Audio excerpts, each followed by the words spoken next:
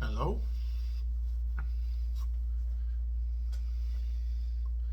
Just got off of work. Enjoying me a bowl of Nutty Irishman. It's one of the few tobaccos that tastes like it smells. And I'm trying to smoke more aromatics. Trying to get used to it. Trying to smoke them slow. I was watching a guy, I guess he used to be on YouTube. He's not, I don't see him on there no more. He made nothing in 2 years, but his name was the Aromatic Piper or something like that. And he gave like real good instructions on how to smoke aromatics instead of just lighting the whole top, just lighting the middle and stuff like that. So I've been trying to do some of his stuff. Trying to learn to smoke it slower.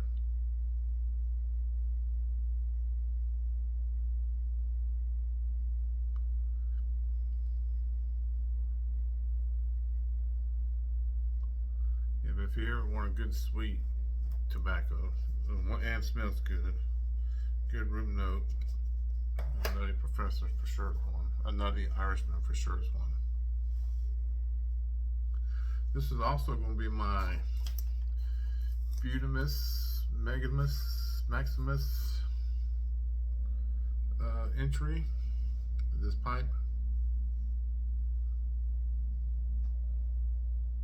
It was my first, and I used to call it my first real pipe. My first one was a Dr. Garbo. I literally bought it in, I think I bought it in a pharmacy or something, CVS or Walgreens at the time.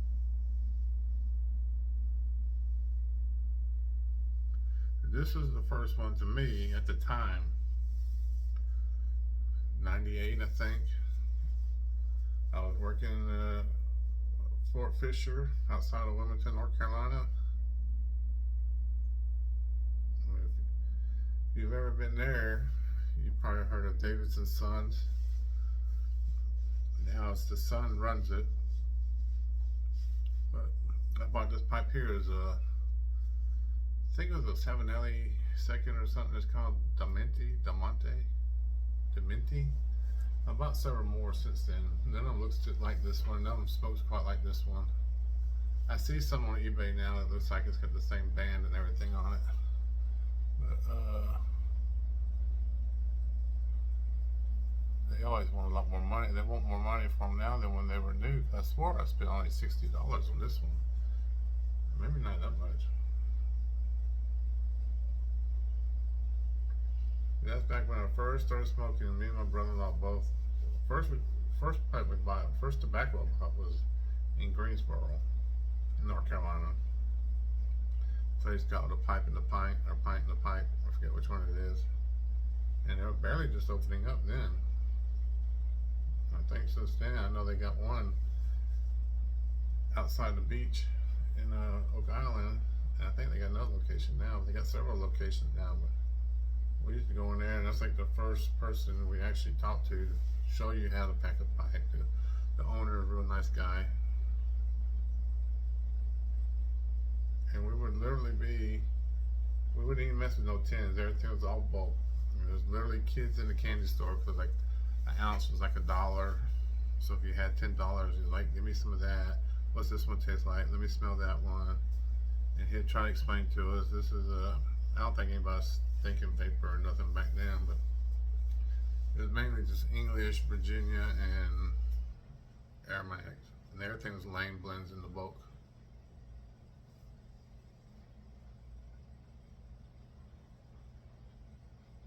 And we had already had like Captain Black. That's when you wanted something immediately. That it was still, like I said, it was still in the gas stations and stuff like that back then.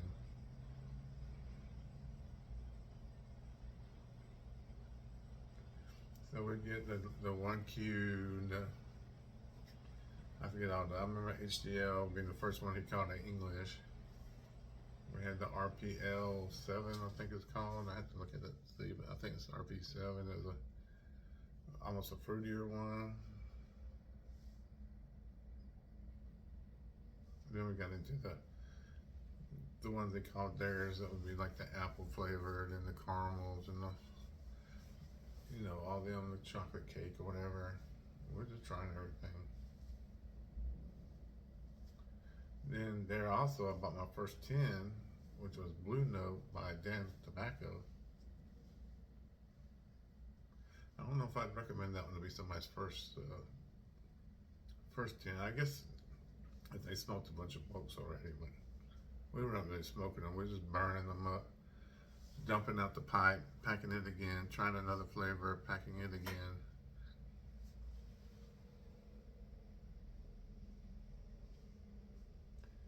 Just like kids when they come home from with their Halloween candy, just spilling down on the bed and opening all the little Ziploc bags. And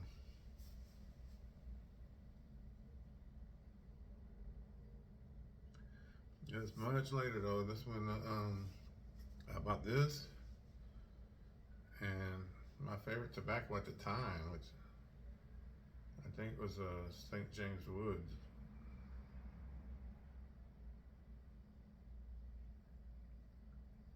And they taught me into buying the Frog in the Cellar or whatever it's called.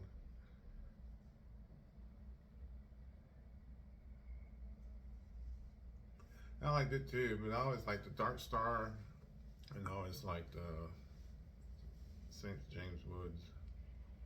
Those were always my two favorite, but it wasn't like I didn't go crazy when they stopped making everything. But by then, a lot of other tobacco was like it to me.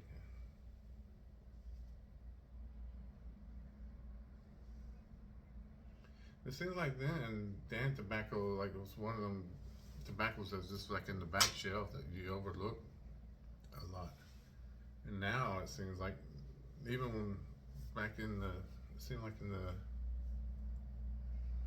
even 10 years ago, it seemed like people wouldn't too crazy about it. Because I remember I used to buy a Da Vinci. I started liking Da Vinci real good around 2010.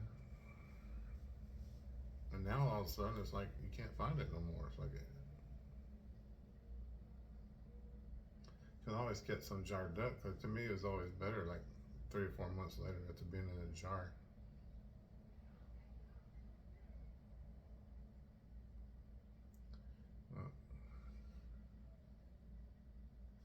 Yep, this is the pipe armchair that I got. Nothing fancy really. It's a $30, $60. Like I said, I forgot how much it was. It was a lot at the time. It was a day's per diem, so I had to skip a meal, and I was a big boy back then, so it was costly, no matter how you look at it. And it still cleans up real good if you put a buffalo wheel on it. It still shines up. I burnt the top of it a little bit, like I told you. We smoked out of it like a fiend. And the worst pipe I ever bought is my, I wish I could show you. Let me see if I can show y'all. If somebody's, one of these trying to look at stuff with my mouth wide open like I was in the other videos. Get a picture of this pipe.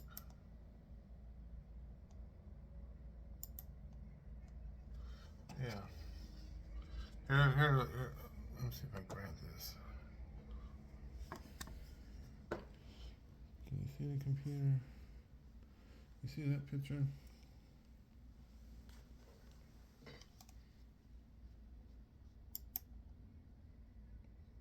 Don't that look like a knife pipe? Meerschaum?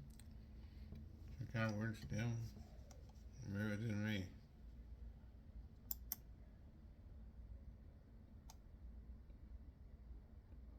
Yeah, beautiful.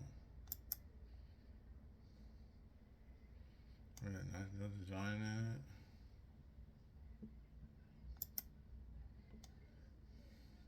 Thick wall, right? What could go wrong? Well, I tell you, it arrived, and I've seen everything that was wrong with it. Well, everybody needs a keychain. Somebody actually used it though. Everybody needs a keychain or a necklace. I got you a nice little charm for it. It was only, I think I spent $15 on it. I should have known something I don't know how anybody else caught it. 'Cause I read the description. I googled the name brand, the model. They all look like regular. I didn't see one quite like this one, but they all look like regular Meerschaum pipes. It just, that company was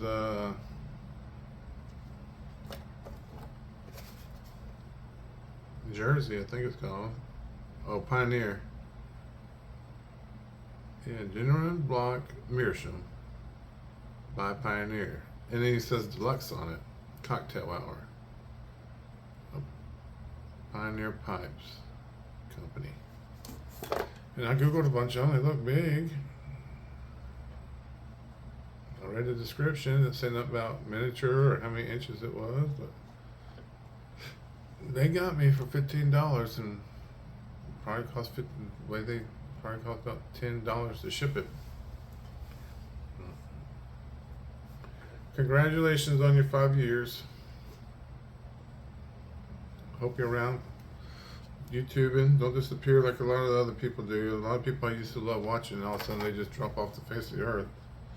No goodbye video, nothing. They just, I mean, I know things happen, but so many. Why so many of them just stopped? And most of them was like 2 years ago. If you look back, a lot of people just stopped recording. I don't know if something happened 2 years ago or what.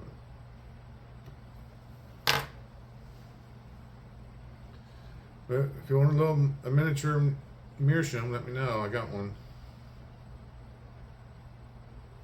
That's gonna be my second Meerschaum. Yeah, but this one here has always smelled good. I always felt like I had a real pipe when I bought this one. And it had no stinger or nothing in it.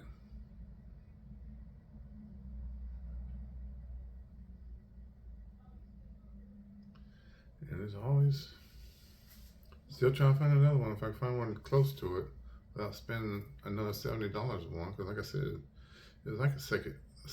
It wasn't up. It wasn't even on the rack. I think it was on one of the shelves laid out. And they had all the different shapes were all the same, same color and all that. And I got a couple of the ones you're giving away, the Savinelli Romos. I got 2 of them. 2 vents. I got the KS and one. I think my daughter bought me one for Christmas one year. It was the regular size one. And my second big purchase was the KS.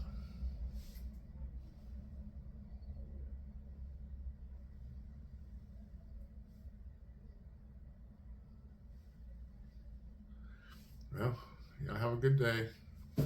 Congratulations.